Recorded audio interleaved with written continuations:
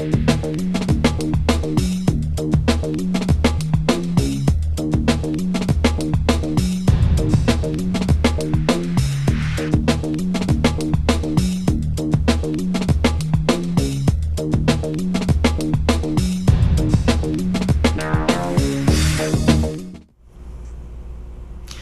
welcome to this YHC Exclusive. We're along with Jo Ann Emerson, U.S. Congresswoman of the 8th Congressional District. And Congresswoman, it's good to have you with us. Thank you. I'm loved to be here. Thank you so much, in spite of the terrible heat. It is. It's unbelievable. Even over your way in Washington, D.C., it's awful bad over there now. And I left Friday, and I haven't been there since the big storm where no one has any electricity, and that's pretty tough. But we've got it really tough here too, as you know, when you have an agricultural district like ours and we're having drought like we are, it's very scary. And I know a lot of producers are out there, doesn't matter whether they're commodities or whether they are livestock or dairy. I mean, we're in a world of hurt right now. Sure, it's been unreal. We've broken numbers of record highs over the past week in various parts of the country, so it's certainly a pressing time right now. Well, it is, and we also then have in the Mark Twain National Forest over in near Dent County and in Madison County, we've got wildfires raging, and the Mark Twain and the Forest Service and the Mark Twain National Forest folks are busily dealing with that, but that's because everything's so dry. And then you couple that over there with the fact that during different storms that we've had come through, the Forest Service has not really wanted us to take all the dead wood out, and that dead wood that's just laying on the ground acts as a fuel, and it just exacerbates a really bad situation. So I am keeping my fingers crossed and praying that they're going to get those fires under control here. But in the other short term, we're trying to deal with the Department of Agriculture, the Federal Department of Agriculture, to look at different remedies for our producers. What we can do with regard to the drought. I mean, number one, when you're dealing with the livestock side of things, we've got farmers who have traditionally had lots of fields where they've had fescue or they've been, or hay, and we're already into eating the hay right now. That's a bad thing. That's a bad thing, and so there's a huge worry on the part of so many of our livestock guys that they're not going to be, how are they going to feed their cattle this winter? And so there's been, people are starting to sell off their cattle. And then we're always having issues with dairy, but certainly the feeding of the cows and the fact that, they graze too, there's nothing to eat over there. And then certainly for our commodity producers, particularly those who are not irrigated, we've got some real issues. So we're dealing with the U.S. Department of Agriculture. The entire state delegation is working on this. Obviously, I think most folks know Governor Nixon came down our way end of last week, maybe on Friday, to talk about the need for us to get a disaster declaration from the White House, and I think that he's put in the paperwork to do that. And it's just a matter of really now finding out exactly how the U.S. Department of Agriculture is going to look at this, because it certainly is impacting southeast Missouri and also southern Illinois. So it's just that whole swath along our southernmost part of our district. But even over on the west side, it's really bad over there too. Sure, it's just an unreal time right now, and it seems like it affects so many things just outside of just being inconvenient when it comes to food and the prices along those lines as well. Well, sure, and I think most people, if you're not in agriculture, most people don't understand, number one, that we are the most diverse agricultural district in the state, that we have some of the highest production of commodities in the country, let alone in the world, and that the lack of yields or the decreased yields that our producers are going to get on the grain side definitely impacts how food's going to be priced later on, because when you have shortages, then there is the worry always that prices are going to skyrocket, not only for us, the consumer, but also for the middleman, whether we're buying cereal for our children at the grocery store or whether we're buying feed for our cattle. So it's there's a long-term impact, and I know people are very nervous about it, and they should, and I would be too. Sure. So hopefully we can turn the corner and head on to That rain. Did y'all have any rain down here yesterday? I heard there was talks of some, but I didn't come across any yet. Maybe there was a patch somewhere that did.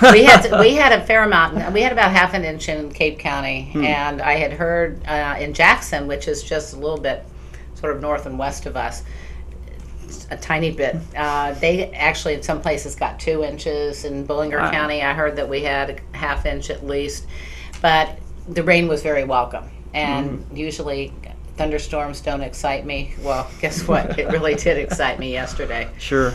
Of course.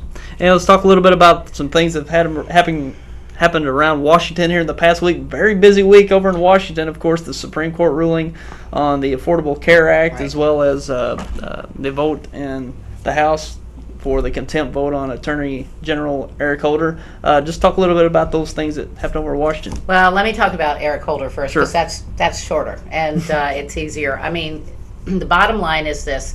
For those folks who don't know what Fast and Furious is, which is an operation, it was a gun-running operation that was botched by the current Obama administration, and particularly the Justice Department who was running it.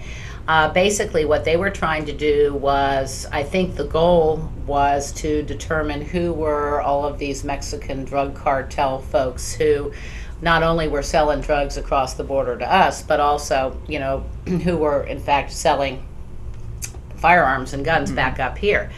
And so there were a couple of thousand guns that they sort of our government passed out down there, resulting in the killing of one of our border agents. And it was then a huge mess because the Justice Department wouldn't come forward and tell us what happened, number one, number two, provide any of the documentation for it, and they just stonewalled the Congress. So my colleague Darrell Issa, who chairs the Government Oversight and Reform Committee, said, okay, we're going to subpoena Attorney General Holder to come to the committee and testify and ask for all this documentation. They got, the White House likes to say, well, we provided 7,000 different documents. Well, the documents that they might have provided were not the ones that held them culpable at all. So consequently, they didn't provide the information that was requested of them. And so the committee and then the full House of Representatives decided to hold him in contempt. And so what happens in contempt? Number one, there was both a civil and a criminal contempt charge, both of which passed the House. Now, they won't pass the Senate. And so therein lies our little bit of a tricky problem, because if the Senate doesn't take it up, because they're run by the other opposite party of ours, then it kind of dies on the one hand. On the other hand, we're going to take it, just so you all know and the audience knows, that we're going to file in court, I think I want to say 3-4 weeks, there will be an injunction filed against him, and we'll see where it goes from there. I suspect it'll take a few months for this to play out.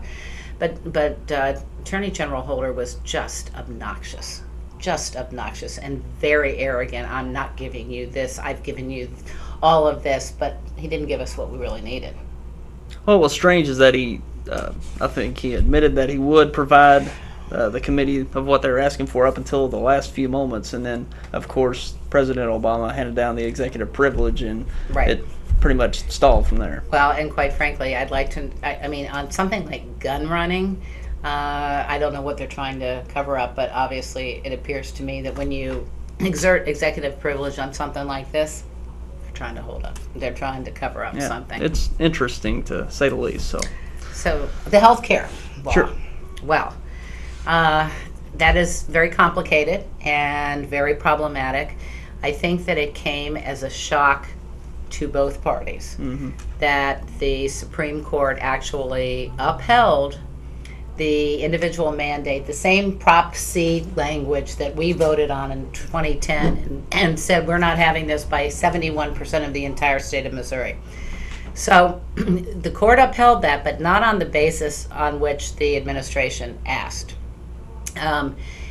when the administration said, we want people to have to buy health insurance or they will be fined a penalty, the court said you can't force anybody to buy something they don't want. But what the court can do, and we can uphold the law insofar as, since you had to pay a penalty, that penalty was really a tax, and the Congress can assess a tax or impose a tax.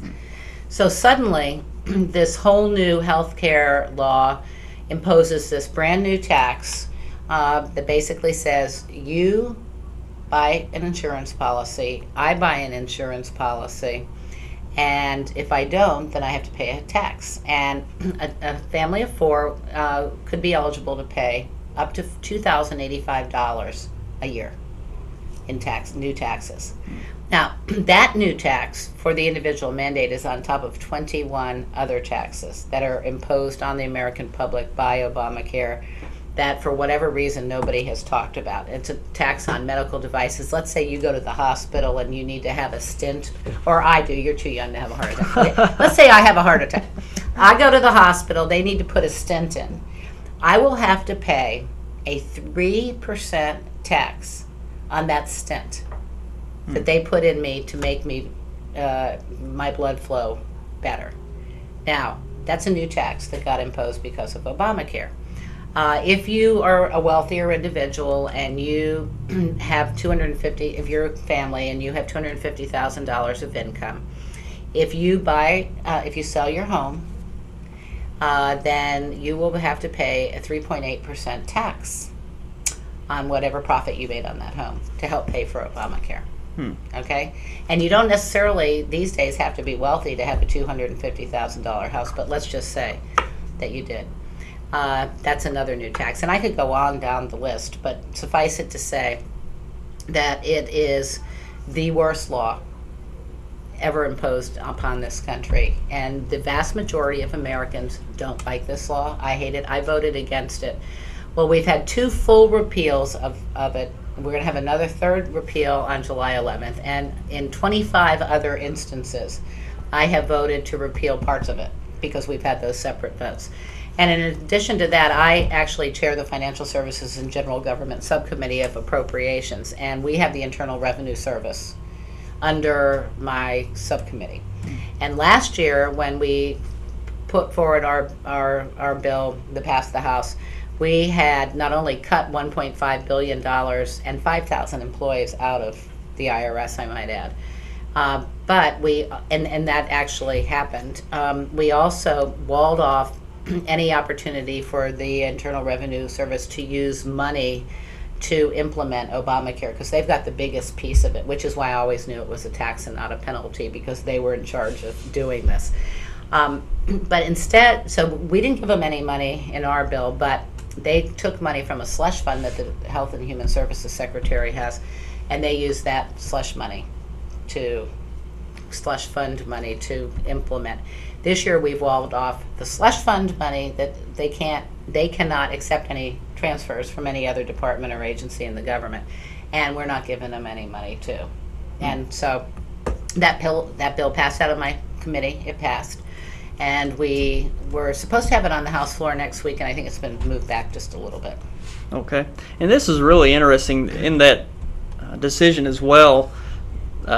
They struck down the mandate basically to states to expand their Medicaid, but if basically the instance was if they didn't expand their Medicaid, they could withhold Medicaid dollars funding to each of the states, and they actually withheld that from that ruling. So it really puts things in a flux in a bit, because states actually have the right to not expand their own Medicaid rolls. So maybe speak to that a bit. Okay, so there's 2 things that the states have responsibility for doing under Obamacare. The first thing that they have to do is expand the pool of people who qualify for Medicaid to 133% of poverty.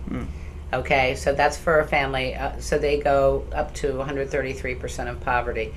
And the law originally said that for all of the extra people who are currently not on Medicaid, we will give you some federal money to help offset the cost for you to expand to 133% of poverty.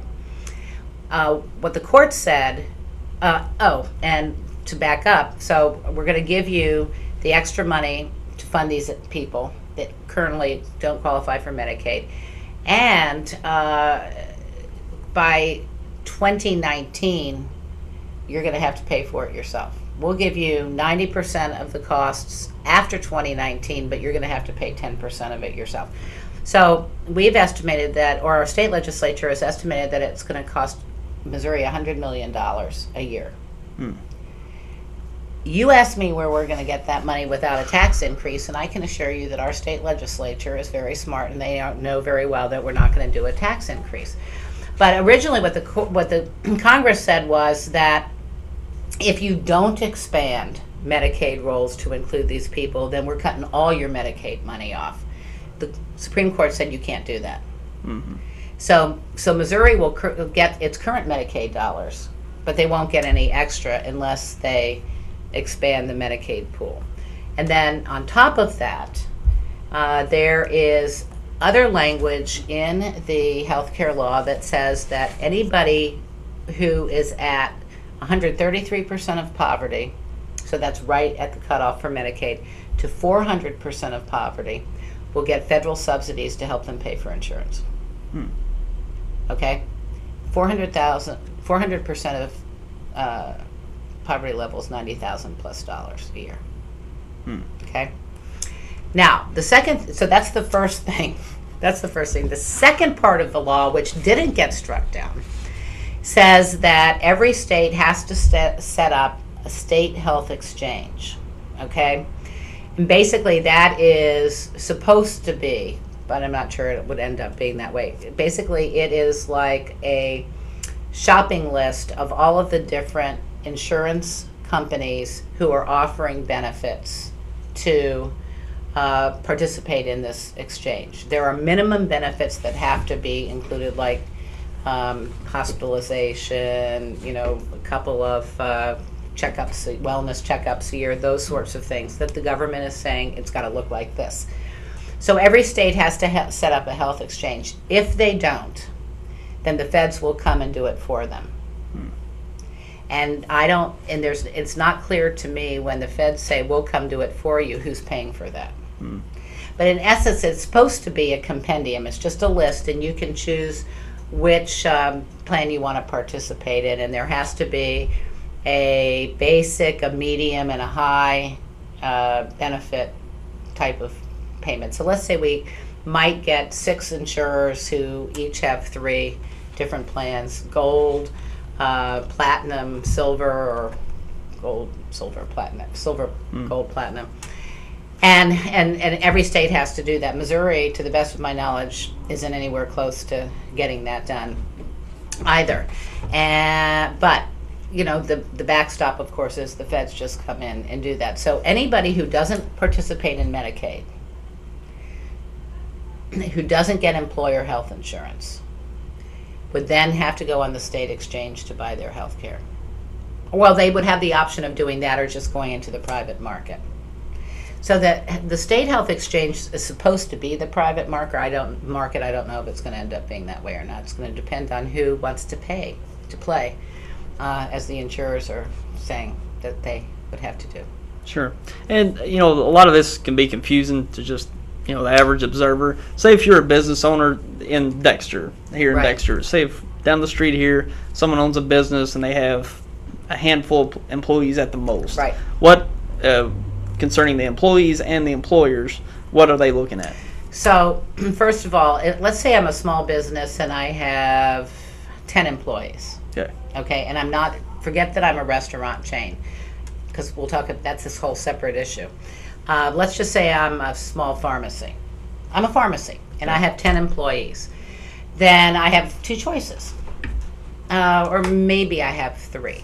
First choice I have is to provide my employees coverage. Okay. The second choice that I have is to allow my employees to simply participate on the exchange. Okay. Or number 3, I might have the opportunity, if this gets developed, to join with other businesses in a multi-state plan that is going to be administered by the federal government's Office of Personnel Management. In other words, several states might join a pool together so that because the larger the pool, the more risk gets spread and the less costly it is. So a business might be able to participate in that multi-state plan too. But those have not been done yet. Those are being done they're being worked on right now by the Office of Personnel and Management, but I don't know exactly where they are because it's not operational until 2014. So those are the three things the opportunities I have as a business. However, if I'm that small of a business, I also might qualify for federal tax credits for giving my if I'm under 20, I think it's under 20 employees, I qualify for a federal tax credit to help offset the cost of my insurance. But the families of those employees would be out on their own. They'll have to get it on the exchange if they aren't otherwise covered. Okay. If I'm a business right now who has 50 employees and I got too much work to do and I need to hire some more people, I'm going to hold my breath and try to decide what to do. Because, and there's an example of a company I was just at up in DeSoto, Missouri, called Hakey Manufacturing. They really need to add employees. They are at 50 right now. If you go to 51 employees, you're in a whole new category where if you don't offer health insurance to all of your employees, then you have two choices. Get insurance for them or pay a $2,000 per employee tax to the government and let them then go on the exchanges. Mm-hmm. I know this sounds complicated, y'all, and I'm more than happy to answer it through my office. Christy in my office is a pretty good expert on this, and I know a lot myself, but it is very, very complicated. Mm-hmm. And I think to a lot of people it's really scary, but the ultimate goal is if you don't have health insurance, you're either paying a tax, you can't go, the most you would have to pay is about 2.5% of your income. Okay. But you still have to pay that tax to the government if you don't have health insurance. So you got to go to the hospital, you got to go to a doc, you better have health insurance because while they won't be able to put you in jail, they can garnish your wages. Sure. So, and that's where the IRS steps in. That's where the IRS steps in. So that's terrifying just in that thought right there. So I know. And so when we go back to in session on the 9th of July. We're home this week. On the 11th, we're going to be having another vote to totally repeal Obamacare. It won't pass the Senate, obviously. Yeah. But the most important thing that we can do right now is to repeal the law. And there is a way to do that because in the United States Senate, where typically anything needs 60 votes to get past the Senate, with regard to a tax, it is treated differently, and they only need 51 votes. And the process is complicated. I don't need to explain it, but we will have the ability to repeal through a process called reconciliation in the Senate with 51 votes. So that just shows you how elections really matter. And just putting it all in perspective, this election, of course, the presidential elections, big between Romney and Obama, but Missouri with the Senate race, it could really go one way or the other when it comes to this law with the potentially repeal. And I will tell you, we desperately need to win the Senate. And Missouri has the most vulnerable U.S. senator in the country, and shame on us if we don't make a change there. And that's probably a lot of eyes are on Missouri at this point. There's a handful of Senate seats that are highly contested, and Missouri is one of those. So it's certainly going to be huge, highly contested in this state. It's going to be huge. And I suspect there's going to be more outside money coming in now, particularly after this Supreme Court decision and the importance that it puts on the Senate. Sure. More than anything else. Sure. So that's coming down to that time. November will be here before you know it. So it will be. A lot of things are happening already in summer, so no telling what's going to be happening come fall. Well, Stoddard County is great, though. I mean, folks here have always been very interested and paid close attention to politics and to the political process and to policy.